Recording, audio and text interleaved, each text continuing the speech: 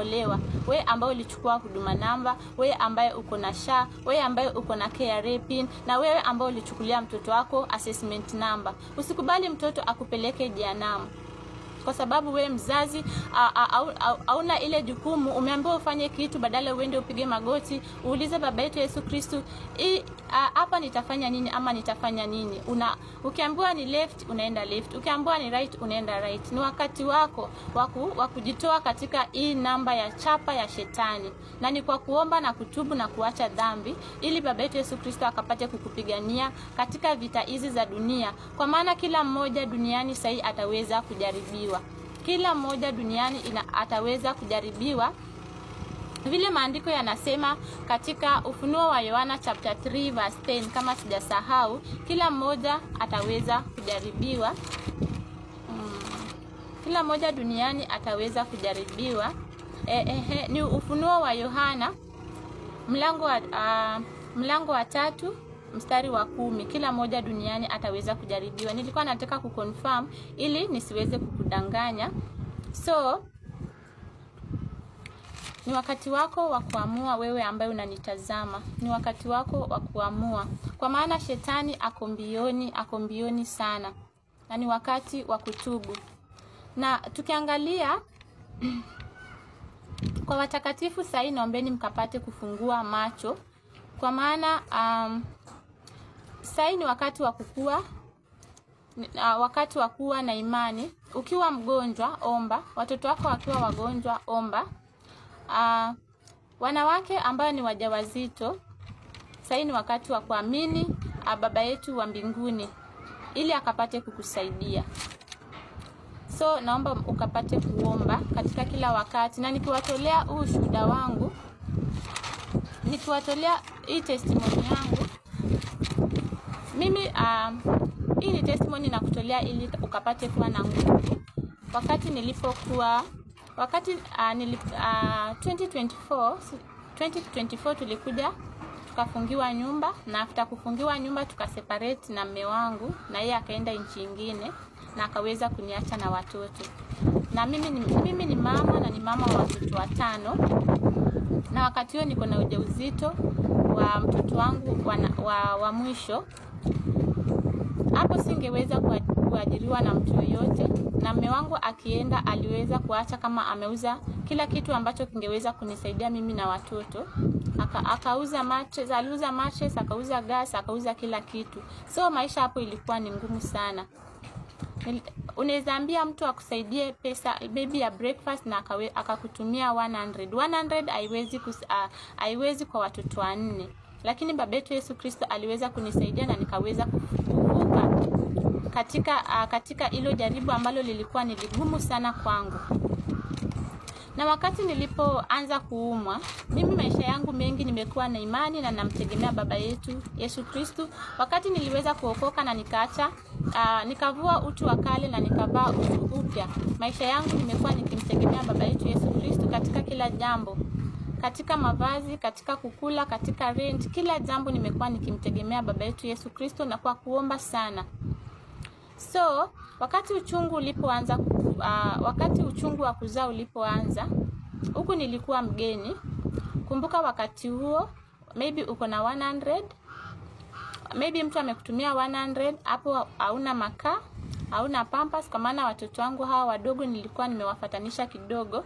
Hauna pampers na uko na 100. So baba yetu aliweza kunisaidia na akaweza kunitoa katika hiyo hali na akaweza kunivusha mahali pale. Uchungu ulipoanza niliweza, kwa sababu mimi nimekuwa na imani hata kama sikuwa na pesa. Nakumbuka hiyo wakati niliweza kuomba 100 na rafiki yangu akanitumia ili mtoto wangu achemshe mchele wa kule. Only 100 na akachemsha mchele, na ilikuwa usiku, ilikuwa kuanzia saa 3 mpaka saa 4. Uchungu ulipoanza kuja, mimi nikangojea mtoto, na baba yetu wa mbinguni nilijua amenitayarisha, kwa maana mtoto wangu alikuja na uzi, first born wangu, uzi tu wa kucheza na watoto, na nikachukua huo uzi, nikajua ni wa kufunga kitovu, na pia nilikuwa na kijembe changu, nilikuwa nimejitayarisha kivyo vyote vile, anything ikihappen, nilikuwa nimeshajitayarisha. Na namshukuru baba yetu Yesu Kristo aliweza kunisaidia. Before nikuje kujifungua nilikuwa nimeomba sana. Wakati wewe mama uko na ujauzito, ile ni matter of death and life. Ni either ukufe ama upone. So sio wakati wako wa kukaa na wamama wengine, wakati wa kusengenyana ama wakati wa kupiga Wakenya wanasema mushene. Ni wakati huo ndio wakati wako wa kuomba. Kwa maana shetani atakapo kunyamazisha, siombei mtu yoyote kufa, hii ni mfano natoa. Shetani atakapo kunyamazisha unapojifungua, utakuwa umejitayarisha, utakuwa umetubu, utakuwa uko tayari kila wakati. So ni wakati wa kujitayarisha kila wakati. Mimi hapa kivyo vyote vile nilijua anything ikihappen, watu wabaya wanaweza kuja na wakaniua, lakini namshukuru baba yetu Yesu Kristo alinisaidia. Namshukuru baba yetu Yesu Kristo aliweza kunipatia ushindi huu. Niliweza kujifungua salama. Huyo mtoto nilikuwa na nguvu nyingi sana nikijifungua huyo mtoto. Nilikuwa naomba mpaka naomba na lugha, nikajifungua mtoto salama. Wakati wa kukata kitovu nikaomba na nikamkata mtoto wangu kitovu na mtoto akakuwa sawa. Wakati huo nilikuwa nimeambia firstborn wangu apeleke watoto nje. Wakirudi walipata nimeshajifungua mtoto salama. Baba yetu Yesu Kristo aliweza kunipatia nguvu ya hali ya juu sana. Nikapata nguvu, nikaosha nyumba yangu na nilikuwa nimejitayarisha na jik na dauni. Asubuhi mtu yoyote angekuja mahali pale angeweza kujua kama nimejifungua kwa nyumba, kwa maana nyumba yangu ilikuwa ni safi. Na nikaacha msichana wangu apumzike firstborn, na nikamwamsha asubuhi, tukaenda tukatupa zile umbilical cord, zile uchafu zote ambazo mwanamke huwa anatoa. So mtoto wangu akakuwa salama. Namshukuru baba yetu Yesu Kristo kwa maana aliweza kunipatia ushindi. Wakati huo ilikuwa ni mimi na watoto wangu. Huku niko mgeni. Hata kama nikusumbua jirani, jamani, nilikuwa mgeni na sina pesa hata ya kusema wacha leo, hata nikizidiwa hata niende hospitalini ama nini. Hata nakumbuka sikuwa na nguo. Sijui kama nilikuwa nimejitayarisha kwa nguo za mtoto, sikumbuki kama nilikuwa nimejitayarisha. Mume wangu alipoenda aliweza kusema yeye niache kumsumbua kwa maana ameoa. So ilikuwa ni mimi, nilikuwa ni baba yetu wa mbinguni na mimi na watoto wangu. So utakapojaribiwa kumbuka kuwa mwaminifu. Watu wengi wataweza kujaribiwa, utajaribiwa labda kwa magonjwa, labda uko na evil spirit hiyo ya cancer, uko na evil spirit ya HIV and AIDS, uko na evil spirit ya kifafa, high blood pressure, kisukari. Hizo zote ni magonjwa sugu. Na saa zote uko katika dangers za mauti. Utakapokufa uamke, utakuwa mtu wa aina gani? So ni wakati wa kutubu. Ni wakati wa kuambia shetani enough is enough, na uamke utubu. Sasa ni wakati wa kumngojea baba yetu Yesu Kristo, tukua tumejiandaa kabisa kwa kuacha dhambi na tamaa zote za dunia hii. Na nikiwatolea ushuhuda mwingine, tulipokuja huku hata kupeleka watoto shule ilikuwa ni shida, kwa maana mimi wakati huo sina kazi. Kumbuka nilikuwa na ujauzito, sikuwa na kazi na singeweza pia kuajiriwa na mtu yoyote, na singeweza kwenda kutafuta hata kibarua ya kuoshea watu nguo, kwa maana ujauzito wangu ulikuwa ni mkubwa kama sijasahau baba yetu mbinguni anisamehe, wa 7 months. Hapo singeenda kutafuta kibarua. So nilikuwa tu naweza ambia mtu nisaidie ama nisaidie, lakini namshukuru baba yetu Yesu Kristo aliweza kunifikisha huko. So nikaenda watoto wangu waliweza kukaa kwa muda mrefu bila kwenda shuleni, mpaka nikatumiwa mzee wa nyumba 10, na alisema ametumwa na chief, anauliza mbona watoto hawajaenda shule. Na nilienda nikamtafutia mtoto wangu shule ya government na akakataliwa. Na kumbuka nilikuwa nimeshona, watoto wangu walikuwa 2 ambao wanasoma wakati huo, na nimebaki na hawa 3. Hawa 3 kwa maana wakati huo sikumbuki kama nilikuwa nimejifungua. I think nilikuwa na ujauzito. So ni 2 ambao walikuwa wanasoma.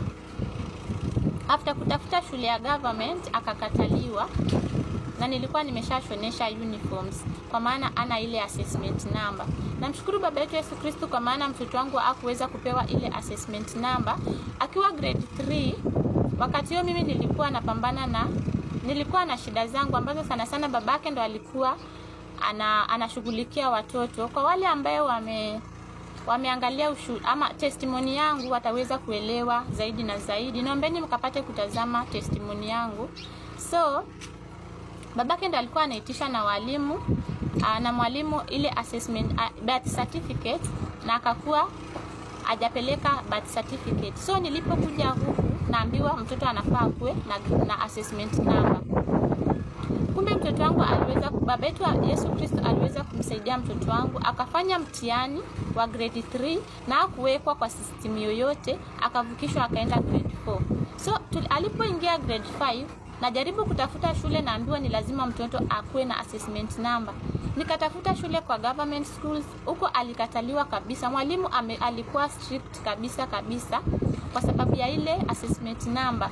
Nikaenda kwa private schools zingine nikimtafutia, akakataliwa pia. Sasa nikaanza kujiuliza nitafanya nini, lakini namshukuru baba yetu Yesu Kristo, nilienda nikamuuliza kwa shule nyingine na akakubaliwa. So wewe mzazi ambao unanitazama, hii ni namba ambayo inapeleka watu jehanamu.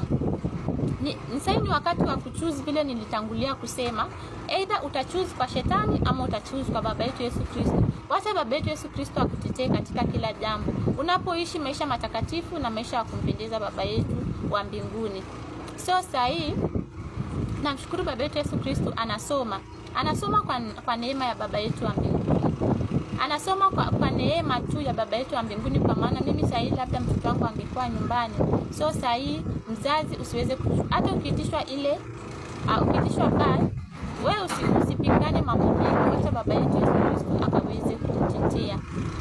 So hope nimewatolea ushuhuda wangu vile niliweza kujifungua. Namshukuru baba yetu Yesu Kristo, niliweza kujifungua salama na mtoto wangu sasa hivi ni mkubwa na sasa hivi anatembea. Namshukuru baba yetu Yesu Kristo kwa maana anatutetea katika kila hali. Haya majaribio yangu yamefanya niweze kumtegemea baba yetu wa mbinguni katika kila hali. Kukula kwetu, kuvaa kwetu, watoto wangu kusoma na wako private school. Hata katika magonjwa, sana sana watoto wangu wakiwa wagonjwa, mimi huwa nawaombea. Baba yetu Yesu Kristo ananihurumia. Mimi niliacha kwenda niko na miaka mingi, niko na siku nyingi sana bila kupea watoto wangu dawa, kwa maana watu naamini baba yetu anaweza. Baba yetu wa mbinguni anatupigania. Mimi sijaambia mtu yoyote asikunywe dawa ama asikose kwenda hospitalini, hapana. Lakini sasa ni wakati wako wa kusimama na imani yako, kwa maana imani yetu ndio itatushindania vita hizi za dunia. Ukiwa na imani, utaomba na utakuwa rafiki ya baba yetu Yesu Kristo. Na baba yetu atakaporudi tena, utakuwa na nguvu ya kusimama mbele zake.